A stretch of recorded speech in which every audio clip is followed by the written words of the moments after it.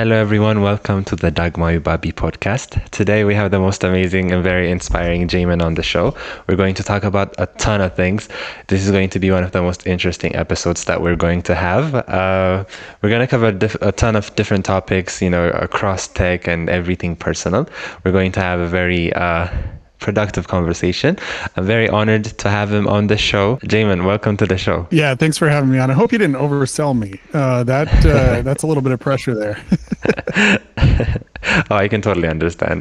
But you're pretty inspiring, and I'm very honored to have you here. It's such an exciting conversation. I've been looking forward to this as well. Fantastic. Yeah, I can't wait. All right. So let's get into it. So I did give a pretty quick introduction about yourself, but I would like you, to introduce yourself to me and to the community here. Yeah, absolutely. So I'm Jamon Holmgren. I grew up in the Pacific Northwest in the United States, Oregon State, Washington State. Currently live in Southwest Washington State. I am married. I have 4 kids, from 19 years down to 11 years old. One boy who's the 19-year-old and 3 girls. And the 19-year-old, he himself got married last year, and actually his wife just had a baby less than 2 weeks ago. So now I'm a brand new grandfather, which is kind of fun. Yeah, it's a big change. Just before jumping on the podcast, my wife and I were looking at some new photos that our daughter-in-law posted of her baby on Facebook. So it was like, oh, we got to hold her again. But so that's kind of the big thing. We'll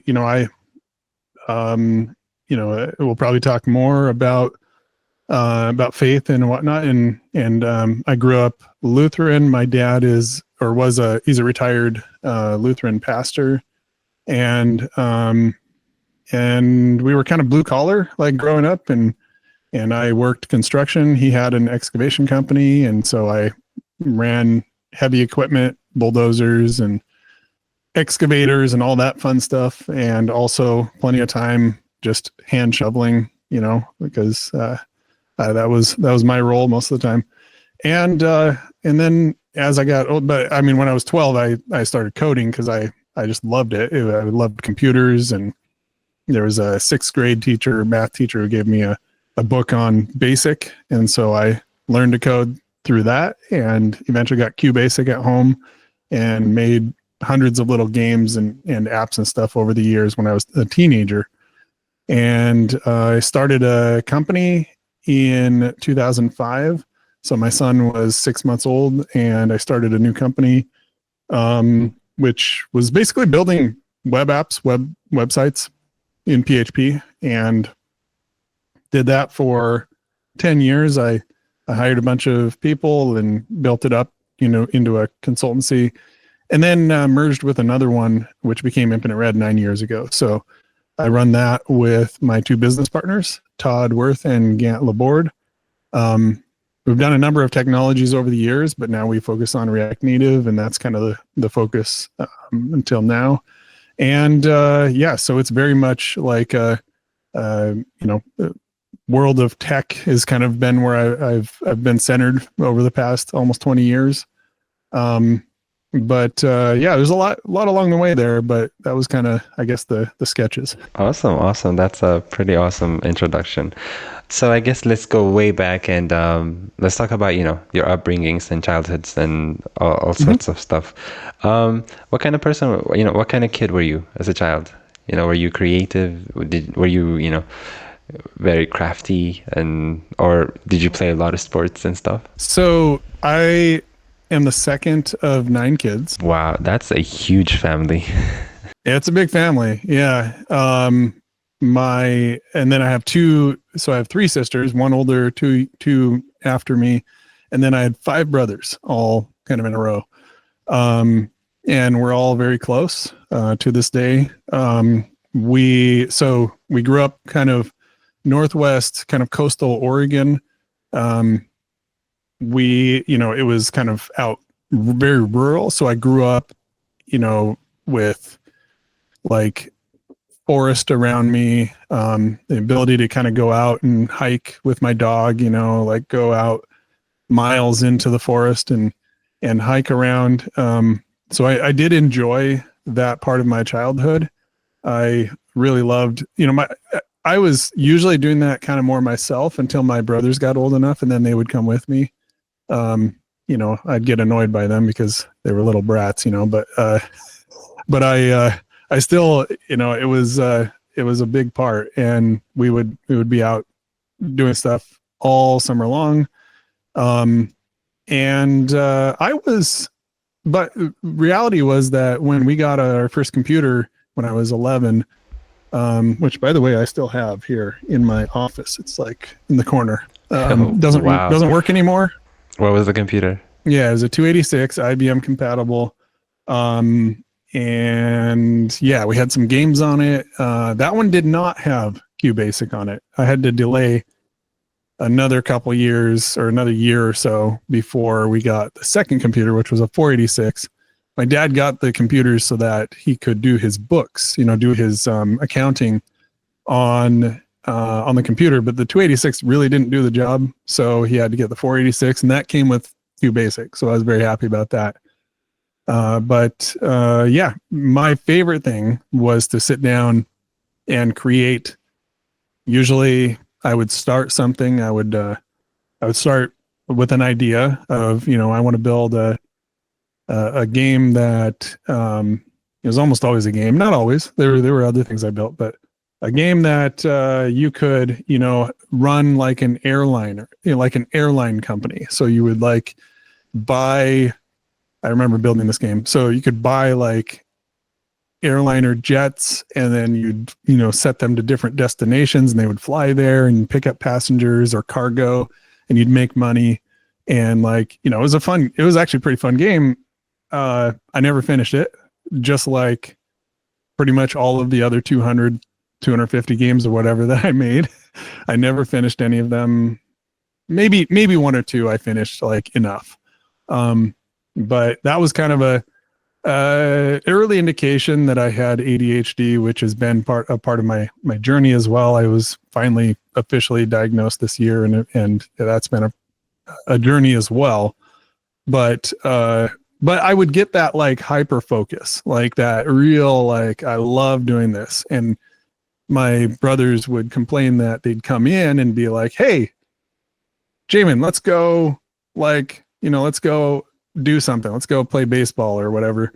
And I'd be like, "Not now, I'm just focused." And so that was always kind of a part growing up, but my mom would eventually kick me out and go out and do something outside, don't be inside the whole time, which was good for me.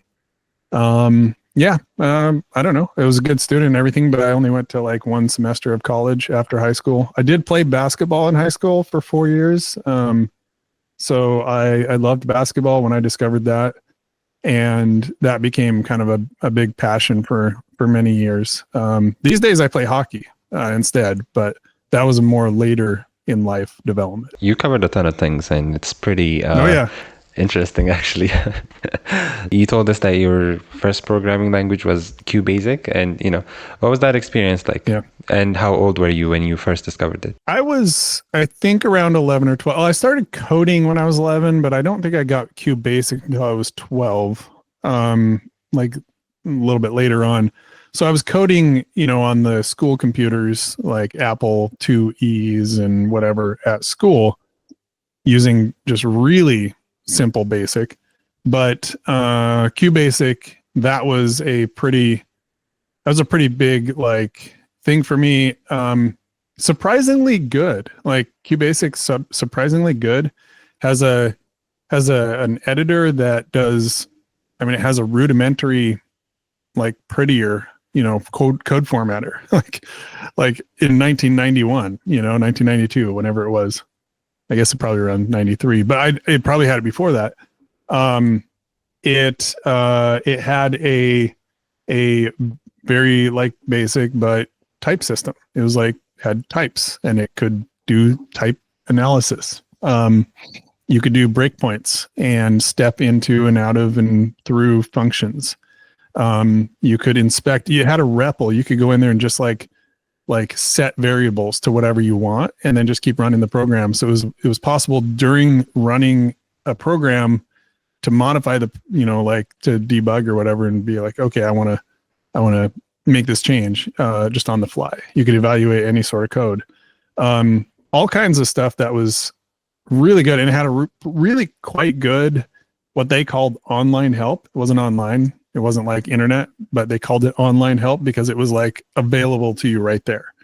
And so you would just like put your like your cursor on a keyword and hit F1, and it would just open the manual to that keyword, and you could like read about it. So I learned that way. I learned about coding that way, just experimentation and everything. It was actually very, very good for its time. I've never had any experience with QBasic. That's why I was very curious about it. Well, actually, fun fact: my website, jamon.dev, runs on QBasic. Yes, I actually rewrote it in QBasic. I was going through the source code and I was like, this is pretty impressive. I thought it was pretty cool. Yeah, I guess you. Yeah, it's fun. You wanted to maintain that nostalgic part of it, I guess. I think so. It's been a real pain in the butt. All right. But, it's worth it. It's worth it. Okay. So did you go to college? Did you drop out? What did you learn if you did? I went to a community college for one semester, but then my family moved and I went with them, intending to like transfer to a different community college. And I never did. I just got a job, and I got a job in construction, and I was like framing houses, building houses. And I did that. Ended up working for a home builder for 3 years. And, so my background in construction was mainly like excavation, framing, some other odds and ends that I did along the way, and then working in the office at a home builder. And that's where I started really kind of coordinating the website work, because we had a website. 2002 to 2005 was when I worked there, and we had a website, and it needed to be coordinated with the programmer, this guy named William. And so I would talk to him, and because I was computer savvy, and I would talk to him and get him to do various things. And along the way, I was like, this looks pretty doable. Like I could probably do this, And he was making like we were paying him like $75 an hour, which back then I couldn't believe. Like that was so much money, like couldn't I do this? Like this seems pretty reasonable. So that's sort of what gave me a little bit of an impetus to get there. I did, when I started my business, I was doing like some of the things I did for the home builder, which included like home design. So I was doing some home design and remodel design, and there's some real fun stories like through that era. But that all dried up in a couple of years after like the US had the housing crisis of 2007, 8, etc. So I ended up just focusing on programming. I guess you got to web programming and everything like that through that. And you didn't, pursue college and all of that. And that's pretty interesting because, a lot of techie people don't do that. And what's your stance on, education and all these topics? Are you like, telling your kids to go to college? Would you like them to go, and all sorts of stuff? My feelings on this have evolved over the years. Initially, I thought, well, that was kind of a waste of time, But interestingly, I'm now the chairman of the tech advisory committee at the college that I dropped out of. I actually... How the turntables. Yeah, right? Exactly. And so I go up there and I meet with them and along with the other people on the tech advisory committee, the industry folks, we give them feedback on what would be useful for the graduates. And I think that it is absolutely a very, very good way to go if you can do it without getting into massive debt, which of course here in the US, it's hard to do. Education debt, higher education, college debt is just at a like an all-time high, and it's continuing to go up. Now, the community college that I went to is now actually transitioning into a 4-year university, and they're releasing, like a CS degree and things like that. So I've been involved a bit with helping with that, which has been really neat. And I think that it's very valid. Now, for my kids, my son, he had no interest at all in going to college, not even one bit. He was a good student, but it just did not appeal to him. And he's now a programmer. He works for like a local company that makes fences, does fencing and decking. And he's an in-house programmer, so he maintains a bunch of systems and does anything they need, Excel, whatever. So I think that's been really good for him, is to be thrown into the fire and just have to do stuff. My daughters, they're still a little young to be, headed that direction, but my 11-year-old actually just showed me the other day, she's been doing some coding actually, and I didn't even realize that. I hadn't been helping her or anything. I didn't even know she was doing it. And she showed me, I don't know, 5 or 10 games she'd made, and I was pretty blown away. So it reminds me of where I was at that age. Now she's got many interests, she does gymnastics and other things like that. So we'll see where this lands in the spectrum, but possibly she could go do something. Awesome. Can't stop thinking that your son is married at 19 years old, and I'm currently 24 years old, and I still feel like I'm young to get married. Can you talk to me about that? I think in my subculture, which is like Finnish Americans from Lutheran background, Laestadian Lutheran background, I think that it's much more common to get married young. I was 21, almost 22. My wife was 20. My mom is only 64, and now she's a great grandma. So she had me when she was 21. So I think it's more common in our subculture. But you're right, like just in general, it's much less common. Now, 18 is still pretty young. When they got married, 18, still pretty young even for our culture. But my son is actually, he's a pretty mature guy. He likes to kind of speed run life a little bit. So he's just moving quickly. And now we got a little granddaughter, and she's amazing. So in a lot of ways, it's been great because, like a lot of people become grandparents when they're quite old, where I'm turning 43 pretty soon. So at 42, a grandfather. Like I should have, if all goes well, I should have quite a few years to develop a relationship with that next generation. Wow, that is pretty awesome. Pretty beautiful as well. I mean, you did say you were married pretty young, and can you tell me, the perks of it, and also, the pros and cons? I think the perks were that when you're young, you don't really know what you're getting into, and you just kind of you're learning together, and you're growing together, and you're learning and growing together in a way that, if obviously there's a big risk that it doesn't work, but you're learning and growing together in a way that after the now 21 years of us being married, we have a shared understanding. We have we've been married to each other. I guess she has just as long as or longer than she was, not married to me. And for me, it's getting close to half like that. And so it means that, we know each other very well. Now we've had to still put a lot of effort into it. It doesn't, just the years don't do it, but you have that, that ability to just, have that history. The downside is obviously the risk, that you may not know, or you might not know each other. You might be making a decision that's not quite aligned with your interests. And it also means that you're going to experience the other person through a number of pretty significant changes in their lives.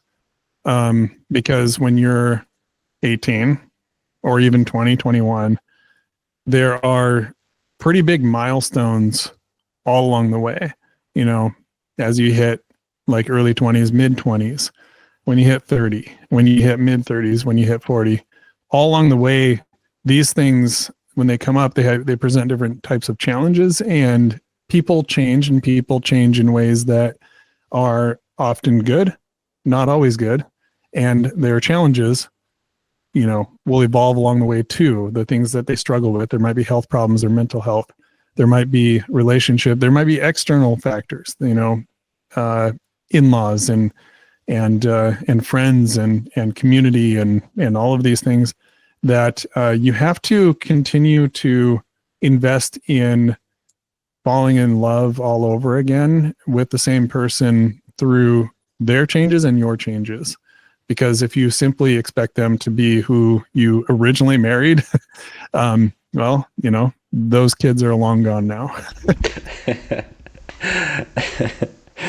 Wow, okay. That's pretty mature actually.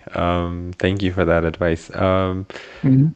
All right. So there's a lot of things that I'd like to talk about, and I'm trying to keep the excitement down and balance things out. All right. So, okay.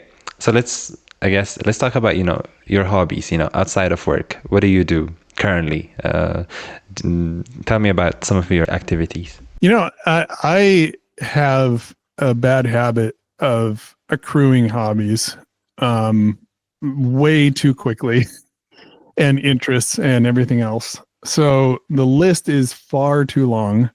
I'm trying to pull it back, but I'll talk about a few things.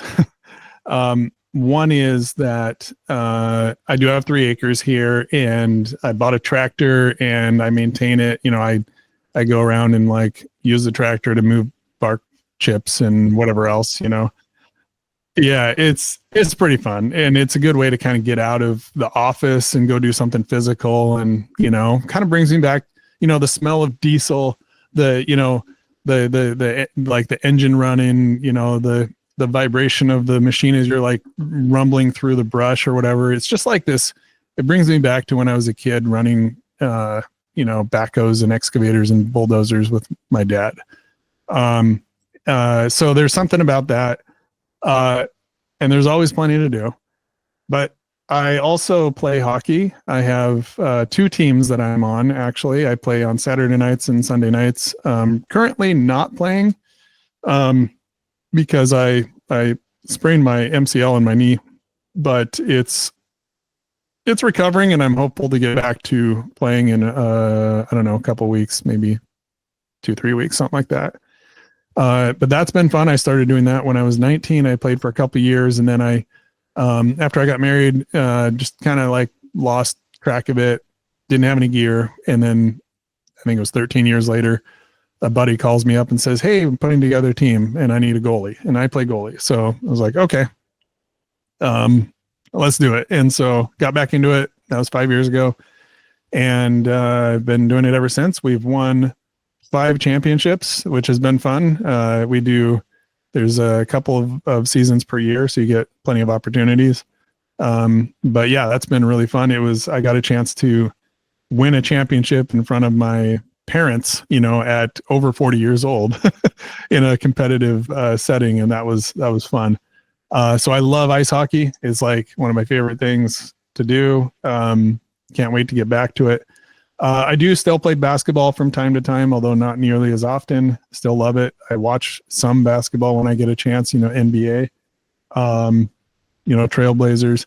I also am building a game. So I have there was a game I played when I was a kid, and I wanted to kind of rebuild it. And so I'm working on that now. I've been doing that for several months, and don't get a lot of time to work on it, but I try to sneak in, you know, an hour or two every few evenings. And so like last night I was working on it, and it's coming along. It's a multiplayer, fully 3D game written in Godot, which is a game engine. And you can fly a helicopter. You can be the gunner in the helicopter as a multiplayer.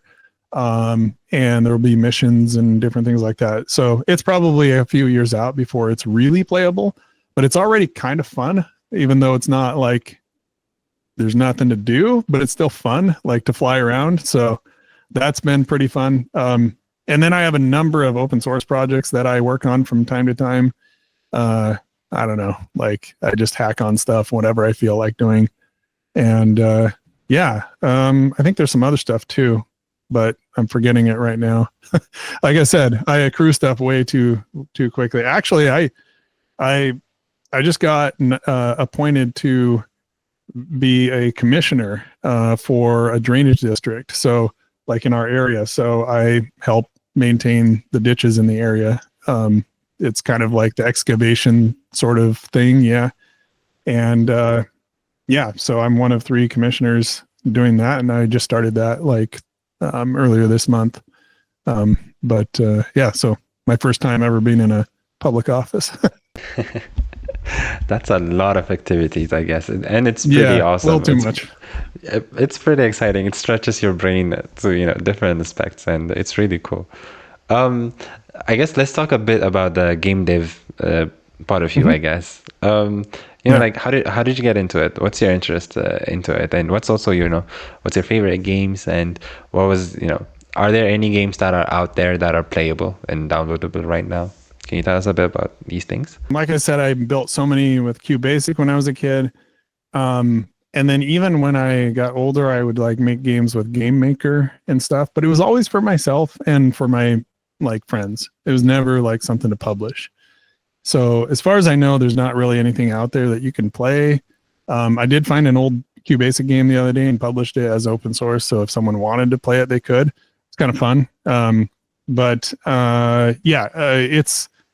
There's really not much out there except for now this game that's going to eventually it will for sure be something you can buy on Steam and play. That's this is one thing that I'm not going to let my ADHD take me away from. It's definitely going to be going to get out there. And actually right now I have more enthusiasm for it than I had even at the beginning.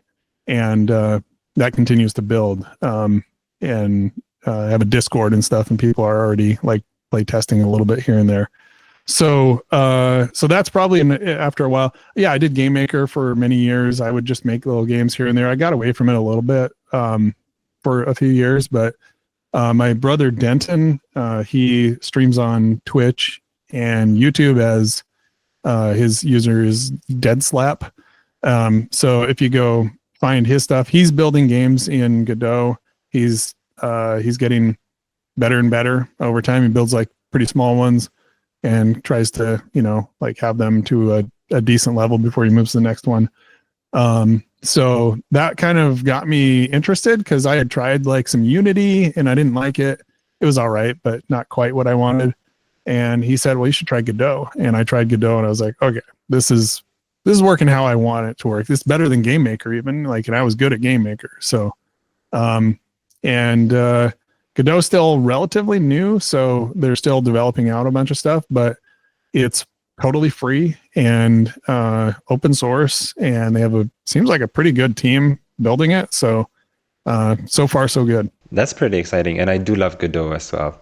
I think it's been like 5 or 6 months. I published one game, but it wasn't like, actually professionally published or anything. It's just, a small game I built for the community and stuff. And I did really love working with Godot. So yeah, I do understand what you're talking about.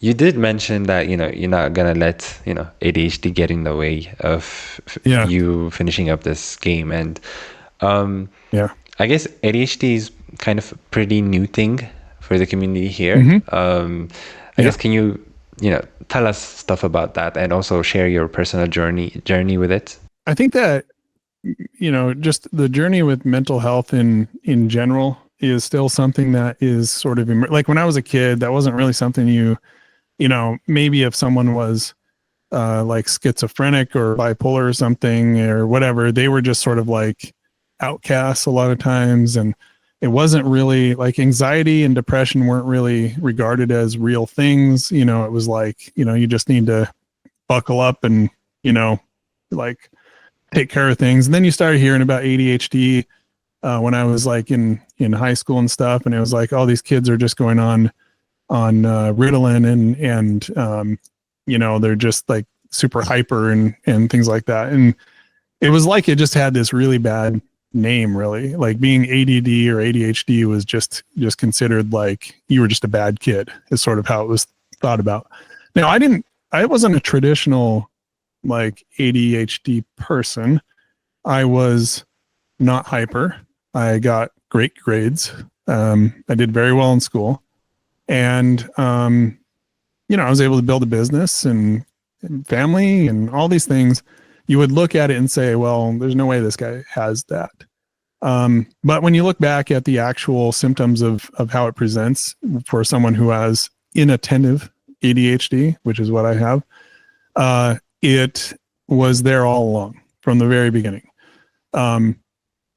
Just losing concentration, not like paying attention to people when they're talking, being not able to like finish tasks, procrastination, a lot of like, I hated homework. I would do homework like as I sat down at my desk for the next day. I would like try to get as much done as possible. I would be absolutely amazing at all the tests, but if homework was a big part of the grade, I would struggle more. Lots of stuff, like I would forget stuff. I would forget that stuff all the time. I would just, completely skip it, miss it. And so I built a lot of structures into my life to make that better, because I always thought, like, oh man, why can't I get myself to remember I need to, head out in, a half hour? Okay, well, like put a timer on my phone. Like that's the only way that I can remember dings. And I'm like, oh, I gotta go, So over time I started like learning about it a little bit more. I watched a guy on YouTube, Dr. K, Healthy Gamer, or Healthy Gamer. I think it's Healthy Gamer. And he's a psychiatrist who he talks to, I mean, his primary audience would be gamers, but also he talks to, obviously anybody. And he has a really good way of kind of talking about the misconceptions around ADHD and stuff like that. My wife also has ADHD, and she was encouraging me to get evaluated, because I would just like not pay attention to when she was talking. And it wasn't like I wanted to. I would tell her like, I didn't even realize you were talking. Like it didn't register. I'm not trying to be, like insulting. It's just literally my brain's not working that way. And so when I did get evaluated, it was around like how often was it, did you procrastinate? Was it difficult to remember to do things? Like a lot of stuff that I dealt with. And so I was like, yeah, but I don't think I want to be on amphetamines, like that, I mean, like my brother had, some drug abuse, different one, not Denton, the one that streams, which, thank God he's been, free of that for many years now and is doing really well. But that was tough. And so I don't, I look at that and be like, I don't want to go through what he went through. That would be tough. If there's addiction as a possibility. I'm the type of person who doesn't even hardly take like an ibuprofen or a Tylenol or whatever. Like I don't even take like that very often. But it's, basically it's been pretty life-changing for me. And I've been very, very careful about it. And I talk to my doctor all the time, and I have controls in place of like, I know exactly how much I'm supposed to take, and I take breaks from it. I'll have some days where I'll do half or even none. And I do things like that just to make sure that I don't ever get to the point where it becomes any sort of a potential for abuse. And, yeah, so it's been amazing. And my older sister, I said I was one of 9 or the second of 9. My older sister, she's had her own journey with this, and it's been life-changing for her as well. I was just talking to her earlier today. gone through it. So it has, I would say 2024 has been my most productive year ever in terms of work and impact and everything. It's been amazing. And I think a pretty large part has been due to finally dealing with my ADHD. That's very interesting. I guess ADHD is not like I don't know how to express it, but like, we don't think it's a real thing here, It's just, it's one of those things. It's still kind of here too, in some ways. Yeah. I mean, it depends on who you talk to, but yeah. Yeah, I could totally understand. It is an actually real thing. I do believe that, and I do understand it. And, it's actually, there's like a scientific, reason behind it. It's not just people misbehaving. It's low dopamine and low generally norepinephrine. And so these are two hormones and neurotransmitters that help you be productive and alert and focus. And it has been pretty well proven that when you have too little of it, it is very difficult to focus. You're not very motivated. You procrastinate. All those things happen. And these are like actual molecules in your brain and your body that are doing this. And so when you have your body, like nobody really says that diabetes isn't real, right? Like diabetes is a real thing. And that's when your pancreas is not producing enough insulin. So, so that is a very similar thing. It's just affecting different parts of your body. So when you're, when your body's not producing enough dopamine or norepinephrine or any of the other hormones and neurotransmitters, you will have effects. Just like not having enough insulin, not having enough dopamine will also give you effects.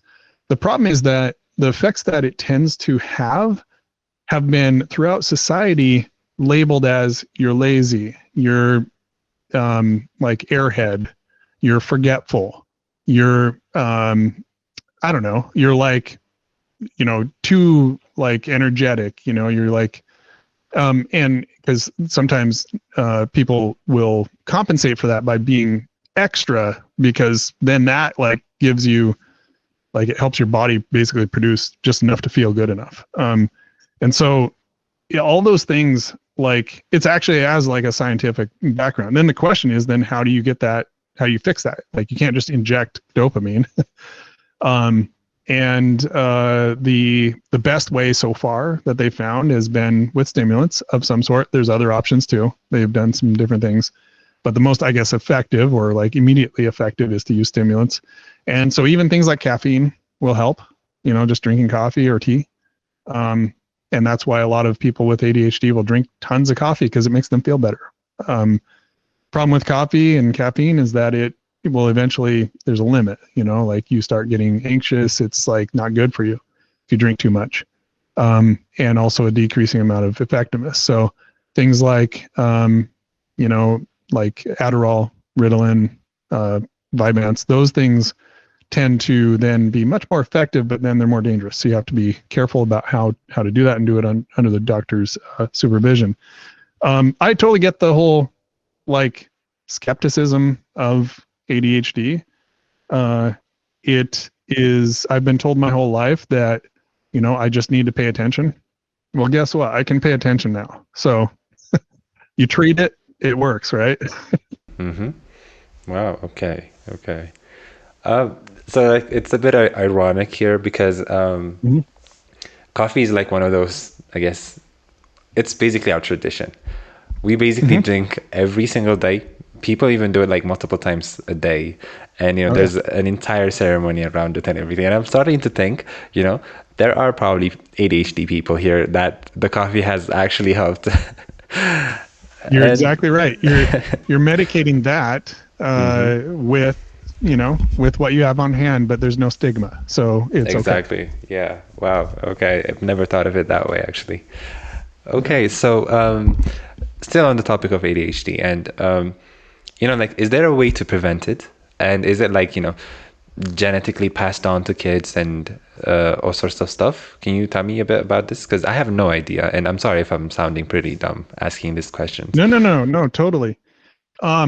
So there does seem to be a genetic component to it. For example, several of my kids, given that my wife and I both have ADHD, they have similar symptoms. And so it certainly can run. It's basically some deficiency in our genetics that make it so our body doesn't produce enough dopamine and whatever.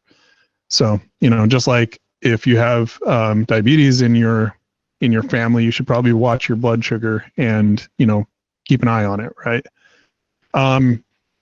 As far as preventing early on, one thing is to just simply be watching for it, because what tends to happen with ADHD kids is that either they get just kind of overprescribed something too much, and that's not good for them, or they're underdiagnosed, undertreated, and they develop other habits to try to deal with their ADHD without even knowing the habit. So these things can take there's the negative side where they'll develop addictions. This can be like social media addiction. I'll tell you, Twitter spurs dopamine. So, lots of ADHD people on Twitter because of that. Just that scrolling, kind of like what the novelty, the new. There's other types of addictions too that can take that form. There's also, other ways it can manifest itself, like maybe getting obsessed with something, getting obsessed with coding, for example, like I did. And coding for me was that dopamine inducing activity. So now some people will look at that and say, well, that's a superpower. You learned to code at a very young age and you did really well with that. And yeah, that's kind of true, but I actually haven't lost that being treated. I can just direct it rather than being just kind of along for the ride. I can actually decide where to put my focus. And that's the whole thing about it, is where do I put my focus? So, I understand that in not every country has, and not every region and not every culture has the ability to do regular checkups for this sort of thing. But just kind of self-educating. You can watch on YouTube, right? You can go watch Dr. K on Healthy Gamer, and you can just educate yourself about what it is and whatnot. And then there are different ways to deal with it. Even if you're not willing to go the medication route, there's other options. And just knowing what it is and how it affects you will, I think, make a pretty dramatic difference. If you don't treat it, ADHD people tend to live shorter lives and make worse decisions along the way. And that's not what you want for you or your kids. Okay, thank you for, I guess, educating me on that. Pretty interesting. All right, so let's shift to a very interesting and pretty exciting topic for me. So you're a Lutheran Christian, and can you tell me about your journey as a Christian? How you accepted Christ and church and the whole thing. Can you just walk me through your journey? So I grew up going to church every day, or every week, I should say. My mom and dad took it very seriously. We were there whenever we possibly could. We also attended, Bible study. We were very devout. And my dad was a pastor of the small church I grew up in, or the town, the small church in the small town that we grew up in, and just a part-time pastor. And so it was really kind of baked into me from a very young age. But obviously at some point you also have to look at it and say, is this just something that I've inherited, or is this something that I actually believe? Is this something that I just sort of accept from my parents, or is it really mine? And so it was, I'm not going to pretend that didn't have an impact. Obviously it does. I don't think it's a negative thing to have a lineage. my grandfather, my great-grandfather, my great-great-grandfather, you can trace it way, way back. We're all Lutherans, from the Nordic countries, from like Norway and Finland, and going way, way, way back. And I think that there's a lot of value in just having that lineage as well. But yeah, I mean, it is meaningful to me. It is personal to me. It is something I truly believe myself.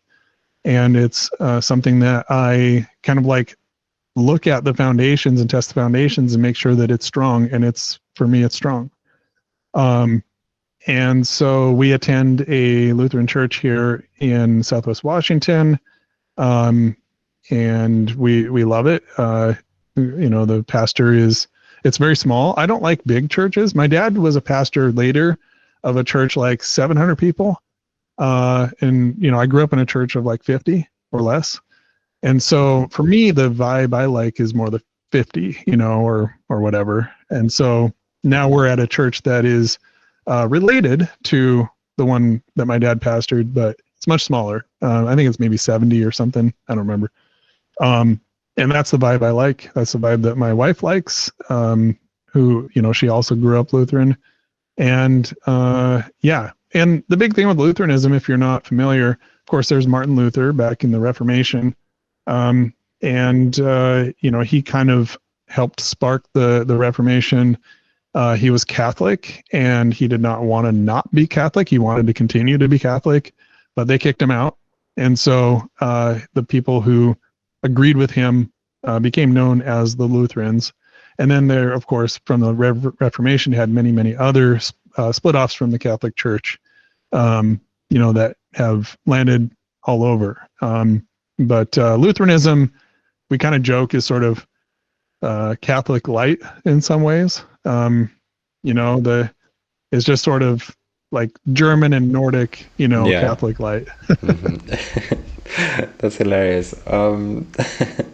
Okay, so like, when was it that you were like, okay, I believe in all these things, like when you've actually done your own research and your own, I guess, questioning and everything? I have accepted that it is a journey, a lifetime journey for me. And it started earlier on. And I don't point to any particular one time and say that was the time. I think that it is something that over time, it is, there's different things that God would reveal to me as I think about things, as I experience things, as I just, as he wants to.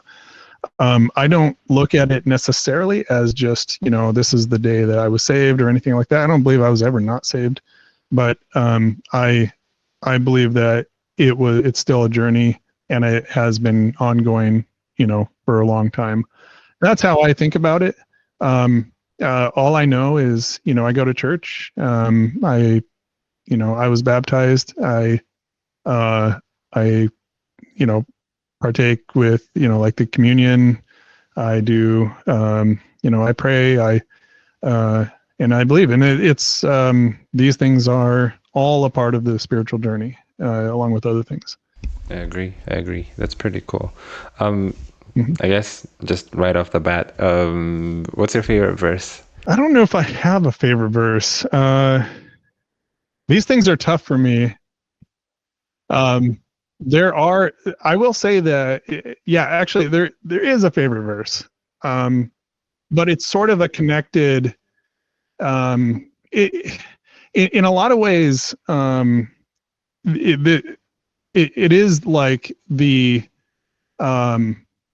my ancestry going all the way back. It's a part of that. And let's see here. I think it's Hebrews 13:8. Jesus Christ, the same yesterday and today and forever. That to me, if you had to ask me what my favorite verse is, it would be that, because that was actually written in the Bible of my grandfather's Bible that was given to him by his father, who was an immigrant from Norway to America in like 1900-ish. And when I think about that a little bit, like I think about my great grandfather, this like, basically he's like a farmer in northern Norway. And he moved to the US because times were tough. And when I think about I didn't know him, I never knew him. I knew my grandfather, but I didn't know his dad. And then I think about the fact that my great grandfather's father also believed, and his father also believed. And so for me, that Jesus Christ, the same today, tomorrow, and forever, is basically like a connection to those people back through time, that same faith, and it hasn't changed. Pretty beautiful verse, I guess. And it shows like, like if he's been amazing on all powerful and, miraculous back in the days, he's still doing the same things in our lives. And it's a pretty, hopeful, I guess. So like one of the things I would like to talk to you about is that, in the US or in America, like being openly Christian, especially in the tech scene, is I wouldn't say it's a good thing for people and for the community, for their companies. In fact, I've had podcast sessions where we would just skip this question. They wouldn't even address it, and I understand their concerns. Me personally, I find that pretty, I guess, pretty weird and pretty not right in some ways. I guess, can you talk to me about your experience, since you're like pretty open about this? Especially in America, I can't really speak elsewhere. But in America, there has been a tendency for a lot of Christians and Christian organizations where there's a lot of things that they've done that are really not serving the community very well. And there have been many situations where people have grown up maybe in a church and been mistreated. Or there's many situations where they're just simply mistreated by people who loudly proclaim themselves to be Christians, but then behave in ways that are not lights to the world. And from that standpoint, I understand why there's, in some cases, hostility, and in other cases, apathy or disinterest toward Christianity, because they've heard it before. You say you're a Christian, but then you act this way that hurts other people. And so from my standpoint, there is an obligation. I'm not perfect at this, but there's an obligation that we have to be upstanding citizens and to represent the faith that we proclaim in a manner that actually casts good light on it. And there are Bible verses about this. For myself, I don't necessarily go around talking about it a lot, but I do put in my bio that I am a Lutheran, a Christian, and sometimes I will, say something. Sometimes that's met by people saying kind of, rude or vile things, because for them, the experience that they had was not good, and the way that they're dealing with it is not a very healthy way, but they're lashing out. Let's talk about your career, and let's talk about your, what was your first job? What was your first programming job? And also, your first company and the journey between it. When I was a kid, I did things like mowing lawns and things like that. My first actual getting a W-2, like a official, you need to file taxes, was when I actually worked as a assistant janitor at the grade school that I had attended, and I was in high school. So I would show up there, I'd vacuum the grade school, and then I'd go play basketball in the gym because I had keys. As a janitor, I had keys so I could get into the gym, and I'd go play basketball in the gym, and my buddy would come over and we would shoot hoops for an hour after I vacuumed the room, all the rooms in the school. It was a very small school. So that was my first official job, but I mowed lawns for years, for old ladies basically. And then I worked for my dad a bunch, excavating, and I did some other stuff there. So that was kind of the main thing. I guess I washed log trucks. I grew up in an area where there was a lot of logging, so there were log trucks everywhere, and they were filthy. And so I would wash them, and that was horrible, brutal work. And it paid pretty well, but it was like the worst. It was just not fun at all. And I changed tires at a tire shop.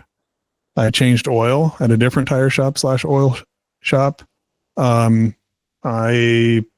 did framing, so I would hack lumber and nail together. I actually framed my own house, not this one, but the previous one I built myself, or at least did the framing. I did all kinds of, tile. I did siding. I did, I never did I did a little bit of concrete, but not much. I did more excavating. And then eventually I got a job in an office, and that's when I started doing home design, and I did marketing for them, various things. So it was kind of like a journey of a lot of different, I did some coding actually when I was right out of high school. I did a little bit of coding for a couple of companies for people that my dad knew. They just needed Visual Basic, VBA scripts added to their Excel and Microsoft Access and stuff. So all of those were kind of my first jobs, and then, eventually started my company. All right. So walk me through the thought process of starting the company, why you started it, and, how were the early years of the company? So when I was working for the home builder, I was thinking about starting my own company, but I didn't really know how to go about it, just because I'd always kind of wanted, I'm a pretty independent guy. I like to, have some level of agency and control over, where I'm going and what I'm doing. And even though the company I worked for was amazing, I actually really loved that home builder. I had them build this house and my previous house. Other than, I did the framing on the previous one, but this one, they built the whole thing. Really great company, but I wanted to do something myself. And then my uncle said he was doing home design, and I was doing home design too for this company. He's like, I have extra work. I can send it to you if you start a business. So I started a business, and I did this home design on the side. And that was kind of a really nice kind of way to ease into it, because I had work. It wasn't I made enough money, but it wasn't I was just making tons of money. It was kind of similar to what I'd made at the home builder.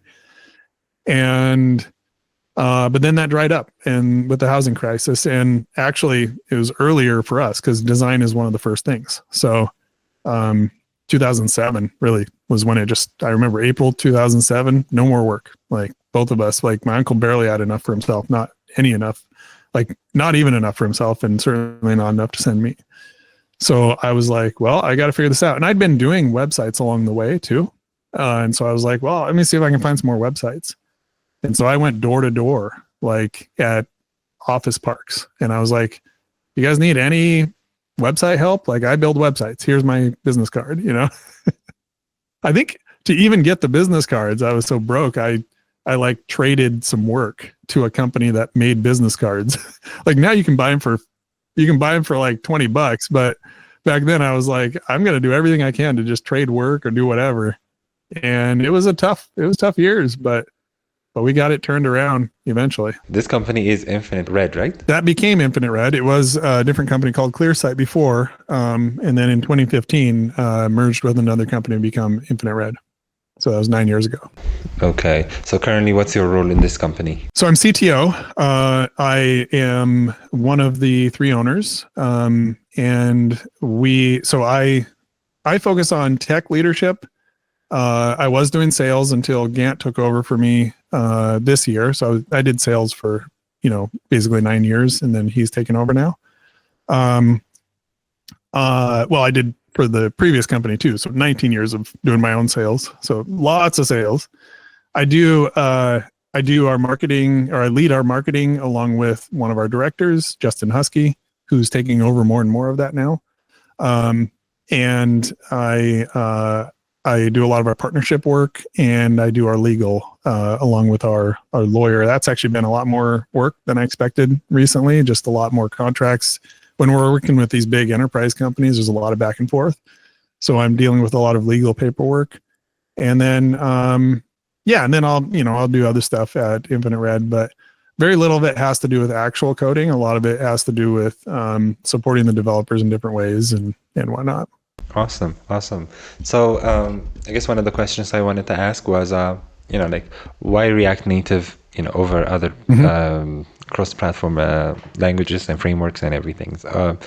And most importantly, why React Native over Flutter as well? So when we started Infinite Red, we were looking around for a cross-platform solution because we were doing native apps before that, and it was just kind of a waste to build it twice. So React Native had come out. I don't remember when Flutter came out. It wasn't really on our radar at that time in 2015. I don't know if it was already out or not, but it just wasn't on our radar. And when we started doing React Native, it was like, okay, we already know JavaScript. We already know native iOS and Android. We know all the parts of this. It's just putting them together in this particular way. So we didn't have to learn those things. We had to learn a lot more around the integration of those technologies into React Native. And then we, over time became known as the experts in React Native, and that's all we do now. So Flutter is cool, but it has a few things that make us a little bit leery of it. One is that Google is known for shutting things down and like leaving them behind. And that's already happened to us on previous technologies, and we don't want that to happen again. Where React Native seems to be a more broad coalition between Meta, Microsoft, Amazon, and many other big companies, where it just feels like even if Meta leaves it behind, the others won't. Like they'll take the mantle and move forward. So and it's open source, so we can do that. I mean, Flutter is too.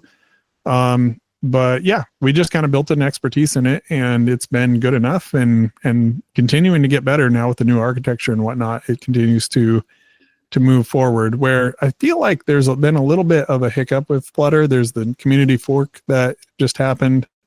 The internal team at Google doesn't seem to be keeping up, some things like that, at least that I've heard. I don't know for sure, but that's what I've heard from the outside. So you also run the React Native radio podcast. Tell me about that. Is it part of the the company, or is it just a separate thing that you're doing? It is a part of Infinite Red. It wasn't always. It was started by Nader Dabit, who is a big figure in the early React Native days, and he started the podcast, and it became popular. And then it changed hands a few times. I actually was a host on it before we owned it, but then we acquired it from the owner that had it before us. And we revamped it, put new hosts in there, kind of revamped the process. Really, like I feel like maybe moved the quality up quite a few notches to where the editing quality is really good and whatnot. It was kind of a typical developer podcast before that, which is nothing wrong with that, but we wanted to make it very professional. So that's what we've done. We're up to 7,000 subscribers, something like that. And we have a good time with it. It's been a lot of fun. I guess you're also part of the Chain React conference. Can you tell me about it? Can you introduce the conference to me? So in 2016, I was looking around. We had just started React Native, a year prior. And I was like, where can I send my developers, to a conference? And there just wasn't anything. And so I brought back to the team the idea of, hey, we should think about doing an actual conference, see if we can do that. We didn't know any better, so we did it. And it was like, it was like a lot of work, but it was super fun. I just noticed the shirts. Yeah. Oh, the one I have on? I have a React Conf t-shirt on.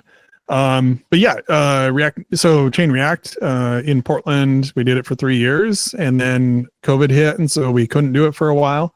But we started it again in 2023. We did it again this year. Likely going to be some changes to it in the future, but we've done it 5 times now.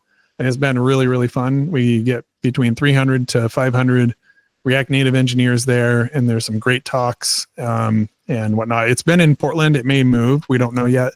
We're still doing some planning on that to see what it looks like in the future. But it's been a wonderful, wonderful experience to have this involvement in a conference. It's really made us grow in a lot of ways, and it's been a tremendous amount of work for a company of 30 people. Awesome. Are there any plans to expand to Ethiopia, hold a session here or anything like that? That would be amazing. It would be a lot of fun. We've had people ask in the past, and I've never been to Ethiopia. I have been to Kenya. I was in Nairobi earlier this year with my family.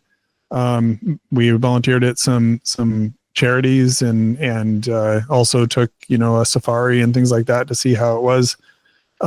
So not like super far from you, but also, haven't been to Ethiopia before. But it would be fun. It would be a lot of fun. It'd be awesome. It'd be pretty awesome. All right. So I guess I just want to, brush past these so I can talk about the company a bit more. What was the most difficult part running a React Native company? What was the most challenging part while doing that? I think that, as a company matures, there's a few things that become really important. You get to test how good your values are and how well you adhere to them, because especially if things become, if you have like rough times or you come back and things are good, or you kind of, it's sort of like, it's easy to say the core values and put them on the wall in year 1, but in year 9 and year 10, is it so easy to then stick to that? So that's one of the big things I think is important. And I think it's one of the things that we do really well. We know who we are, what we want to be, and we stick to that. And it's not always easy, because a lot of times the easier decision would be something that would be against your values. The thing that makes you more money might be something that gets you against your values. Taking on projects that, that you shouldn't take on, or treating people in a way that you shouldn't. But we continue to find things to improve. Like, I really worked on the marketing this year and really, expanded that and made that more formal and with a more of a strategy, and built more of a team, and, fixing that sort of thing. And, resisting the urge to grow, shrink, grow, shrink, which is what most of our competitors do, unfortunately. And really trying to just build a sustainable business that's going to be around for a long, long time. Because I don't want to build another business. That's too much work. I want to stay with this one. It's fun. It's good. I like it. I like React Native. Like, as long as we can go, let's do it. And then also just, if you have business partners, like maintaining your relationship after 10 years of running the business together, that's a challenge. Like, most companies have some turnover. We did lose one of our founders earlier, like 2019 or so. So about 4 years in, one of our founders left. But yeah, I mean, we're still in good terms with him, talk with him most days. And you have to invest in those. There's just so many things to do, and you don't want to get overwhelmed, and being able to say no. So I think if it came down to it, if you were to ask me, like, what's the biggest challenge, it's really just sort of knowing what to do next, because we've sort of been there, done that. We're, are we going to get bored, or are we going to continue to do what we're doing? All right. What about your role as a CTO? Like, what's the difficult part about that, and how do you actually become a good CTO? I think it's like any leader, any leadership position. You need to learn who your people are at a very deep level, and you need to know what your core values are. And the latter is actually probably the hardest. For some people, it comes more easily. They really know who they are, and they know exactly what they want to do, and they just kind of push forward with that. And I admire that kind of personality. For most people, this takes work. This takes knowing who you are, knowing what you like, what you don't like, knowing what you want to be, where you want to go. Takes a lot, so much like work to understand that. If you know yourself and your values and your goals, and you know your people super well, and by the way, getting to know your people means spending time with them and asking them questions and listening to what they say and, iterating. If you do those two things and you can align the team behind the vision and the values that you can put forward, like you can do anything. A lot of people have had success skipping honestly, probably skipping parts of that, but I think they really miss out. And I think those are the two things that make the most sense to me, is knowing your values and knowing your people. So from my standpoint, that's a leadership thing. That's not just CTO thing. Once you have that from a CTO standpoint, not every CTO is actually all that technical. I think you probably should be technical to some degree. I haven't seen that work well the other way. But if you are the type of person who got into your position because you're really good technically, then you need to realize that that's no longer going to work. If you are out there being the best technically at your company, then you're not really a CTO. That's a different thing. You may be the best technically for a time, but you need to be empowering and training and getting the other people on your team up to a level where they're better than you, and you need to be hiring for that and everything. So from my standpoint, I struggled a little bit with losing my identity as an amazing developer. It was tough, but you have to go through that. That's pretty insightful, actually. Pretty useful advice. I guess like there are the parts of the roles of a CTO as a team builder, and you got to pick the right people and everything and all sorts of stuff. And I guess what would be your way of building that team and picking out the right people? What's your this person should have all of these things and plus these and other things as well. So what's your criteria, I guess? Obviously it's super important that you hire the right type of people. And for me, I can only really speak for myself, but you do have to look at the types of things that you need at your company and hire for that, and not necessarily hire aspirationally for that. If someone comes in and they want to get better at something, that's great, but you can't count on them getting better at that. You should probably hire for people who are good at that already and have a track record of that. That's harder if you're hiring juniors, but not impossible. If you see a junior developer who has already been, they have an app on the App Store already or the Google Play Store, and they already did this and they already did that, and they're kind of it doesn't matter if it's not very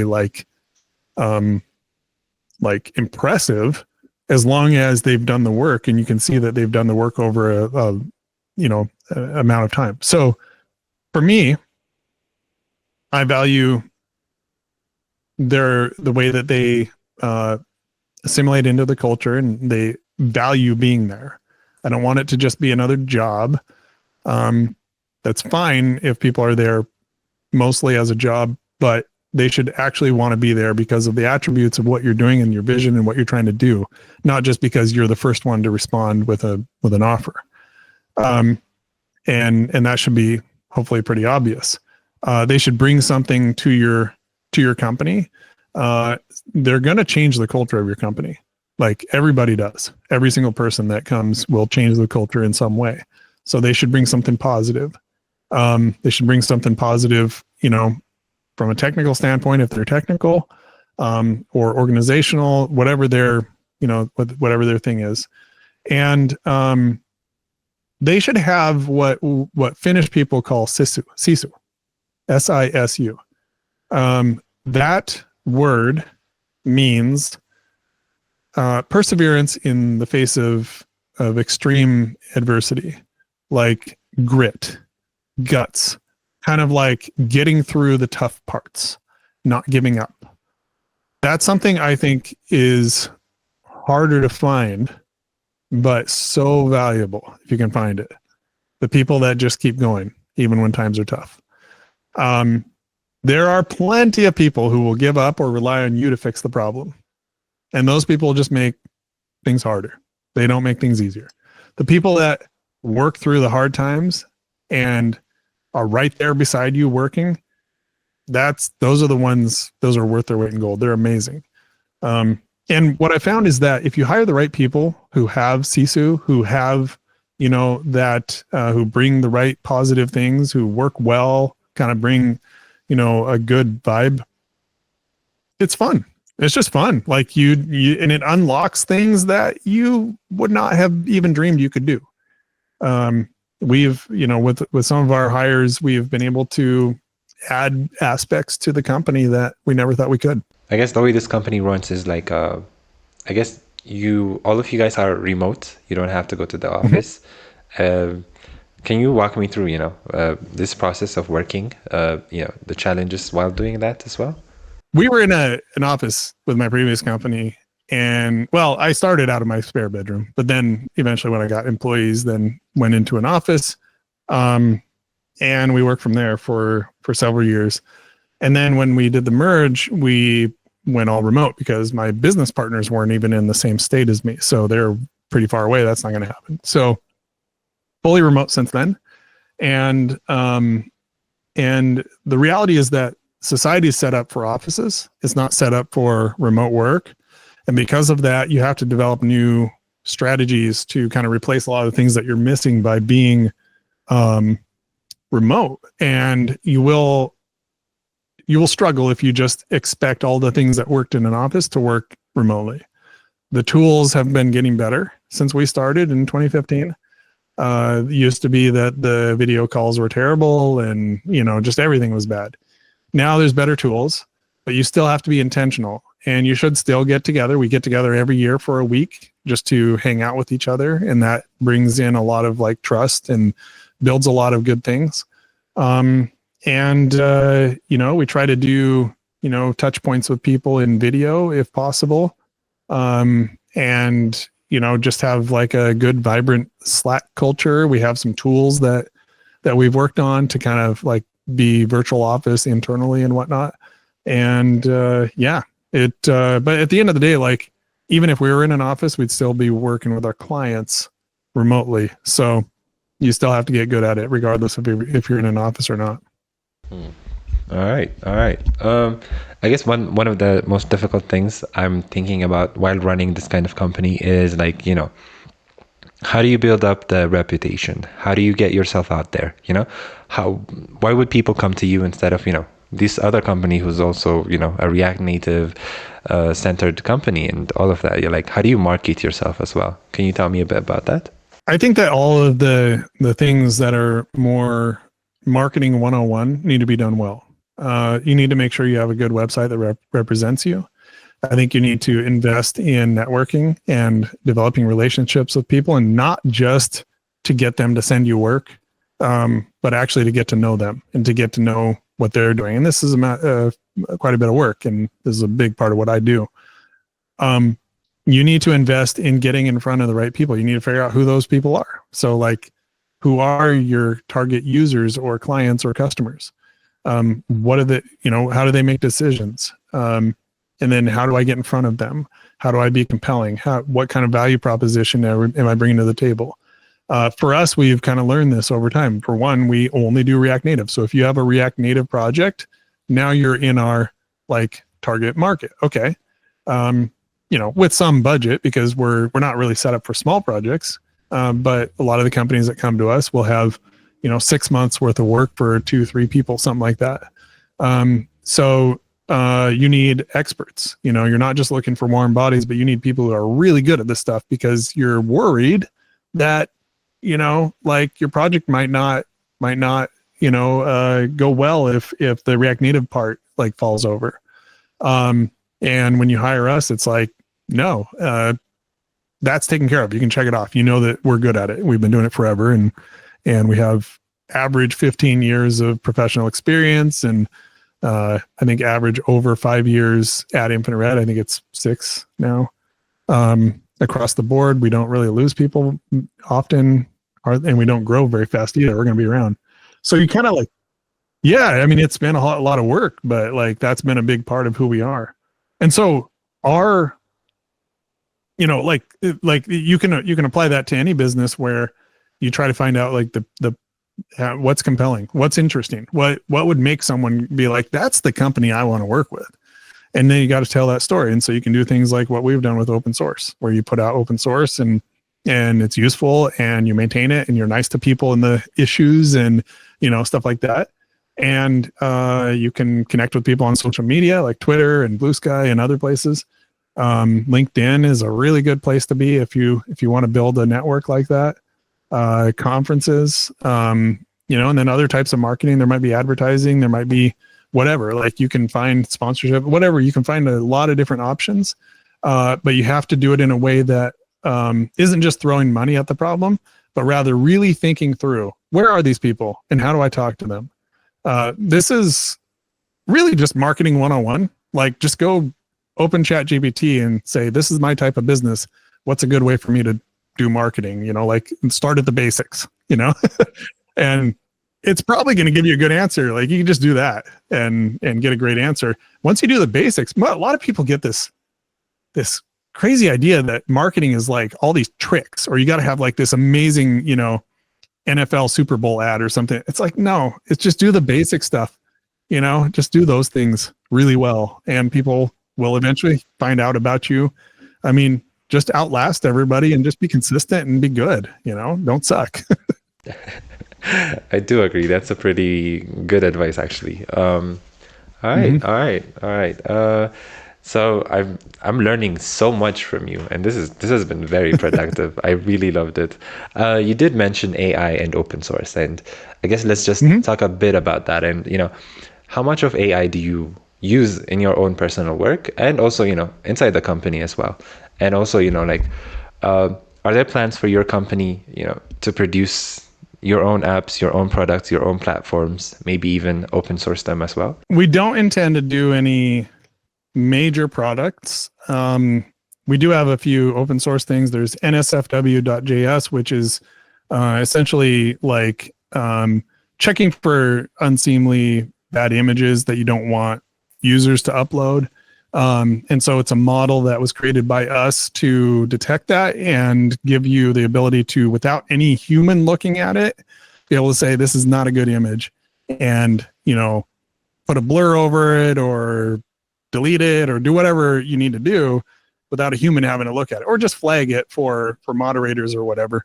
So NSFW.js is a really big deal. I think more people need to know about. It does a pretty good job. It's not perfect, but it's something like 90% accurate. And it's something that every app should have. Even if you're wanting those kinds of images, you should at least know that that's what that image is, like you should have the ability to tag it. And it's a really tiny model, so it doesn't cost a lot to run. And that's running on TensorFlow.js, which my business partner, Gant, if you're listening on podcast, wow, you can't see this, but okay, he wrote Learning TensorFlow.js way back before AI was cool. This was published in, I think, 2019. And so we've been doing AI for a long time. Within the company, depends on the client. Some clients want us to use AI tools as much as possible. And so we'll use, Copilot and Cursor and Claude and ChatGPT and whatever other tools that make sense. And then other clients have literally told us don't use any AI, and we respect that as well. And we will simply hand code everything like it's 1992. And we could, like there's in between as well. Like only you, like, there's this one company that we work for, large company that has their own internal AI model, and we have to use theirs. Like we can use theirs, but that's it.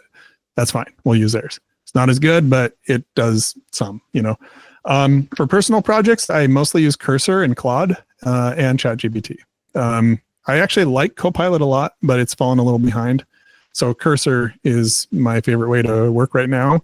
I just bought like the Year Pro edition. And I use that for my game. Like I use it for other internal projects. It's fun. It's great. I use ChatGPT for much more than coding though. Like I ask it questions about mental health I ask it questions. I ask it all kinds of questions, with the caveat that I know that it can get things wrong. It's totally possible to get it wrong, just like a doctor can get things wrong. Guess what? that can happen. So no matter what, whether it's AI or a person, you need to have multiple sources for anything that really matters. Who cares if my game doesn't work quite right? But mental health, you should probably double check. So those types of things, yeah, I use it all the time. I use Perplexity sometimes. Perplexity is good for like research. My business partner Todd loves it. He uses it for everything. Yeah, those are kind of like the main ones that I use. Also, Descript. I use Descript for video editing, and it's amazing. And it's AI focused. So you're pretty pro AI, which is pretty awesome, I guess. I am pro AI with a realistic understanding, I hope, of the downsides, and I'm happy to talk about all that stuff too. But I that's probably a whole nother podcast. Yeah, I do. I can understand that as well. Yeah. All right, so I've went through all of my questions, and I've learned so much, and this has been pretty wonderful. I guess one of the few things I'm pretty curious about is like the images behind you, especially the white and red thing. I'm not really sure what exactly that is.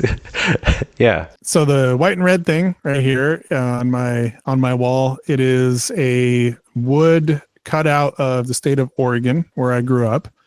And I actually grew up, I'm pointing right now to the spot where I grew up, right there, where my finger is, just right in the little corner.